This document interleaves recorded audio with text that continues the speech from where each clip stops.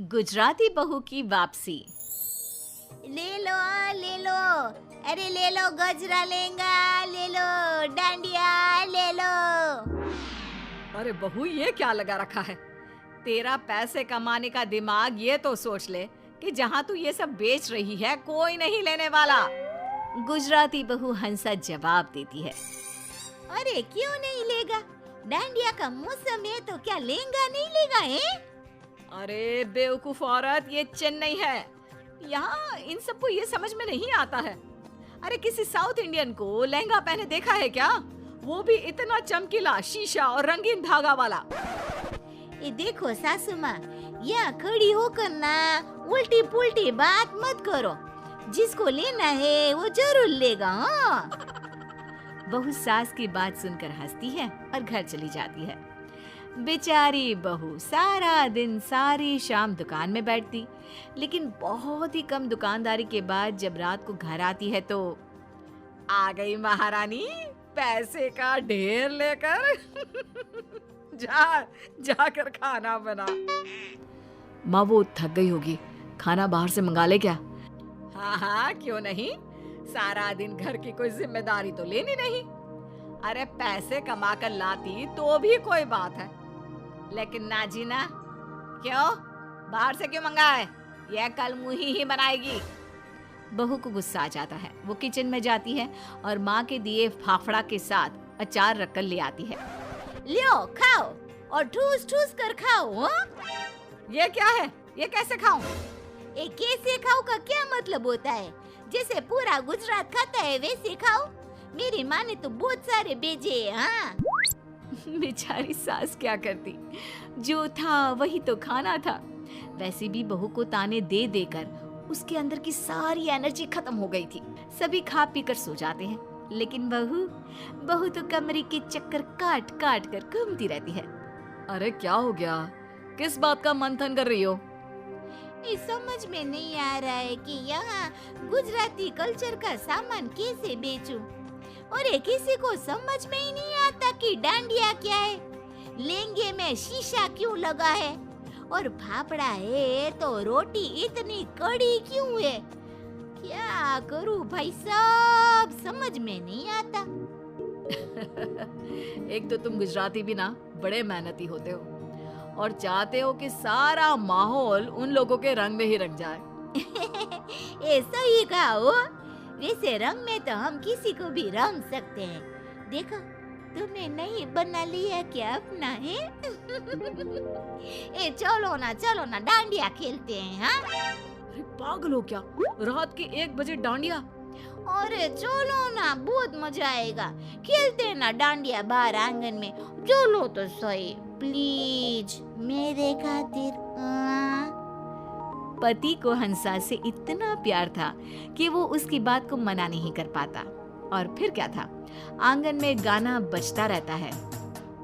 ए hello रंगीलो मारो, पति नाचते हुए कहता है। अरे वाह हंसा, बड़ा मजा आ रहा है। दोनों पति पत्नी डांडिया करने लगते हैं। गाने की आवाज से आसपास के 2 परिवार बाहर निकल आते हैं। साउथ इंडियन पड़ोसी कहता है, ये क्या करता जी? ये डंडा क्यों मारता भाभी जी का, वो भी रात में? अरे लगता झगड़ा हो गया जी दोनों के बीच। अरे तो हंसता क्यों है जी? मार मार के एक दूसरे का डंडा। मेरे को लगता कि जिसका डंडा लग नहीं पाता होगा वो ना खुशी से हंसता होगा, ठीक है ना? मेरे को भी यही लगता, लेकिन गाना क्यों लगाए? मेरे को लगती लोगों की गालियाँ और लड़ाइयाँ ताने ना सुनाई देना इसलिए। हंसा देखती है कि कुछ लोग खड़े हैं, वो गाना बंद कर देती है और उन लोगों के पास जाती है। देखा, मजा आ रहा है ना हम लोगों का डांस देखकर? हाँ लेकिन ये डांस है, मुझे तो लगा ये कोई लड़ाई चल रही है। लड़ाई, वो भी आंगन में? ये ना भाई साहब ना, आइए ना हम आप लोगों को भी सिखा देते हैं। फिर क्या, वो सभी को कॉस्ट्यूम पहनाकर गाना लगा देती है। सबके हाथ में डांडिया और सभी गुजराती धुन में नाचना शुरू कर देते हैं। आया बड़ा मजा आ रहा है हंसा भाभी। मैंने भी फाल्गुनी पाठक देखा था डांस, अंसा, मुझे तो रुकने का मन ही नहीं कर रहा। बस फिर क्या था, 2-4 लोग ही सही, लेकिन सभी को हंसा का डांस करना अच्छा लगता है। अगली सुबह, ये क्या, घर के बाहर बोर्ड क्यों लगा दिया? डांडिया क्लास। अरे ये सब नहीं चलेगा मेरे घर में, साफ साफ बोल रही हूँ। अच्छा, क्या नहीं चलेगा? घर मेरा है और यहाँ ये सब नाच गाना नहीं होगा।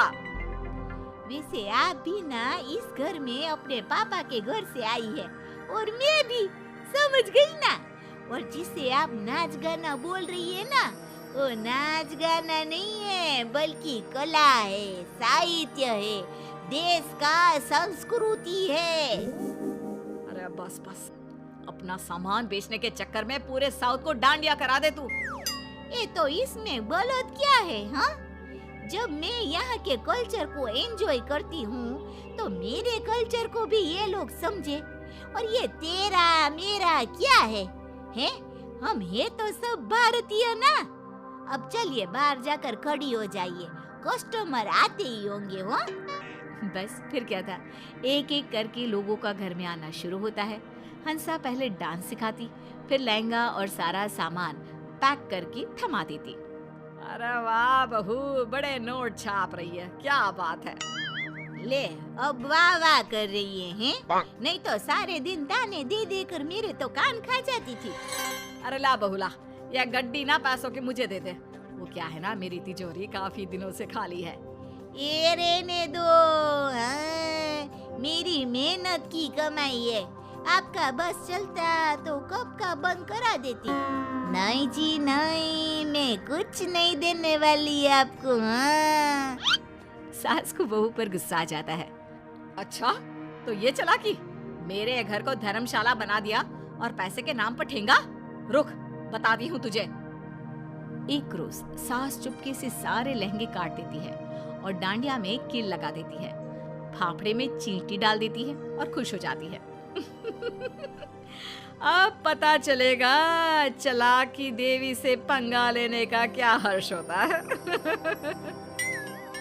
एक कस्टमर, हंसा भाभी ये देखिए, ये लहंगा मैं कल पैक करके ले गई थी। अरे लहंगा फटा था, सबके सामने मेरी बेइज्जती हो गई। थोड़ी देर में दूसरी, अंसा, ये डांडिया, इसमें तो कील निकली हुई थी। मेरी बेटी के हाथ से ना खून ही खून आ रहा है। तभी तीसरी, ये फाफड़ा छी छी छी छी, पूरा चींटी से भरा। इससे तो अच्छा हमारा इडली डोसा। ना जी ना, हमको कुछ नहीं चाहिए। बहू परेशान हो जाती है और रोने लग जाती है कि कितनी मेहनत से सारा बिजनेस जमाया था, एक पल में ही सारा धरा का धरा रह गया। तभी सास आ जाती है। अब आया ना मजा, कहा था गड्डी दे दे, मैं रख देती हूँ तिजोरी में, लेकिन नहीं, भुगत अब। सास की बात सुनकर हंसा समझ जाती है कि ये सब तो सास का किया हुआ खेल था। ये आपने ठीक नहीं किया हो। मैं भी बदला लूंगी। ले ले, क्या बदला लेगी? देख बहू, तेरे साथ मैं सारा दिन तेरे काम में लगी रहती हूँ। तेरे कस्टमर को सामान दिखाती हूँ, बेचती हूँ। सारा दिन घर पर फाल्गुनी पाठक के गाने सुनती हूँ। अरे मेरी नींद भी डिस्टर्ब हो रही है, घर की तो शांति खत्म हो गई है। तू तो पैसे कमाकर खुश है, मुझे क्या मिला बोल। अब बहू को सास की बात सही लगती है। ये माफ कर दीजिए माँ जी, मैं समझ गई हूँ कि ये काम हम दोनों के मिलकर किए बिना नहीं होगा। आज से पैसे की गड्डी आपकी, बस।